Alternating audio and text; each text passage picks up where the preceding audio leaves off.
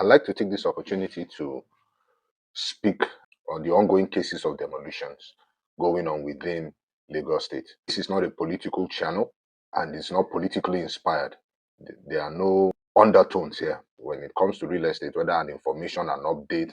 We will try as much as possible to put in our contributions, something that will help people make informed decisions and help you understand what's going on within the real estate space in Nigeria. Tribalism going on within Lagos State. It's a narrative that is being pushed all over the media, whether social, online, and even through print and whatever media, other forms of outlet that are present. People just say things without getting proper information or having proper knowledge. Lagos State has a master plan that it is working with. Now, this is specifically addressing incidents occurring within Lagos State. And everybody will have to conform to that blueprint or that master plan. And there is this narrative now that the state government is against the Igbos, because of incidents that occurred in trade fair. Now, what happened in trade fair? The building authority, Lagos State, LAPSCA, the Lagos State Building Control Agency, trying to enforce building regulatory codes to ensure that building regulatory standards and building codes are kept to the highest degree and adhered to. That was what caused the incident in trade fair. When the federal government intervened, people were saying, yes, it's because the federal government is intervening because the state government is not doing what is right or what is just. And I said, those are two different things. That narrative was wrong because this federal government only intervened, saying that that exercise was carried out on federal land without the consent or authority or collaboration of the federal government. Its issue was that there was an intrusion on its land because that trade fair complex is on a federal land. I hope you got that. So saying the government is after a particular tribe or ethnic group is wrong. On the island in Lagos State, you hear that people's car lots were destroyed, people's properties, and these are still properties belonging to the same ethnic group and businesses owned by people of that particular ethnic group. Not every car lot is being destroyed. But for those that are under power lines, for those that are on telecom installations and petroleum pipelines, it's not just restricted to car lots or vehicle dealerships. It is for every building, every property that is located on those things. Now, you also agree with me that some incidents, issues that occurred in oral estate and in Ikota, the Ikota axis, it was clear. We could see the videos circulating online even that there was a contravention. There was an extension into the canal which was affecting waterways. When the frustrated waterways begin to find other channels to decongest, it falls into the streets, it falls into the roads. That is when people begin to make videos and begin to mock and ridicule Lagos State. Every property on public installation, be it pipeline or under power lines and so on and so forth, risk being demolished. Go back and check my video on Land Use Act and what the law says or the act says about overriding public interest.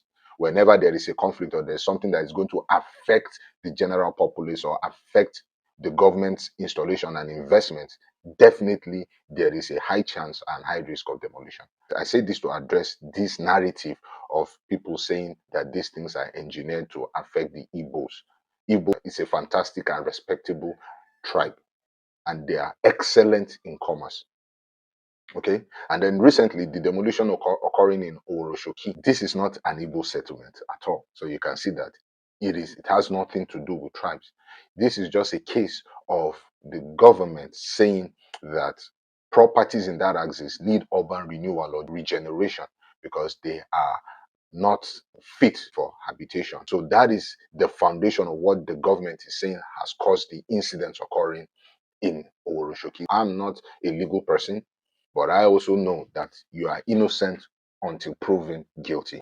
So for those who are saying the government is guilty of one thing or the other, there needs to be proof.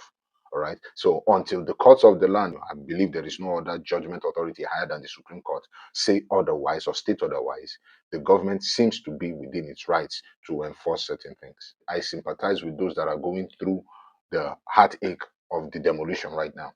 And I only pray for compensations, even though I've read on the Lagos State government page on Facebook, whereby a lot of people were compensated and were given checks to that effect. So for those who want to take a case against the state government, I pray you find succor and I pray there is a way to forge ahead. I want to say, I think it's time, and this is calling out to the proper authorities within the state, Lagos State, to address the people.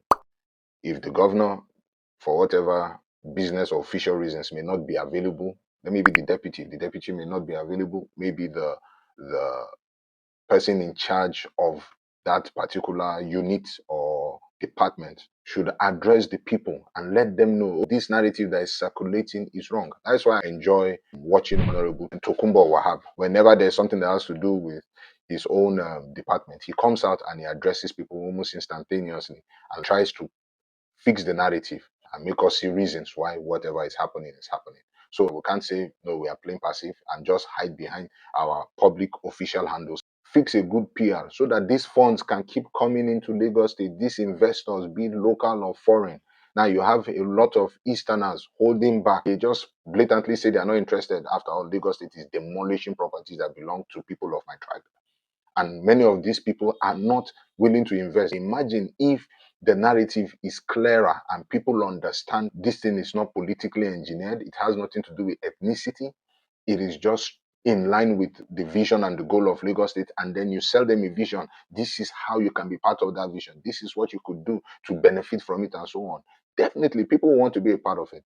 And this tension, this falsity that is circulating the social media and affecting some portions of the real estate sector right now within the state will definitely be crushed or quashed once and for all. The views expressed there are not political in any way.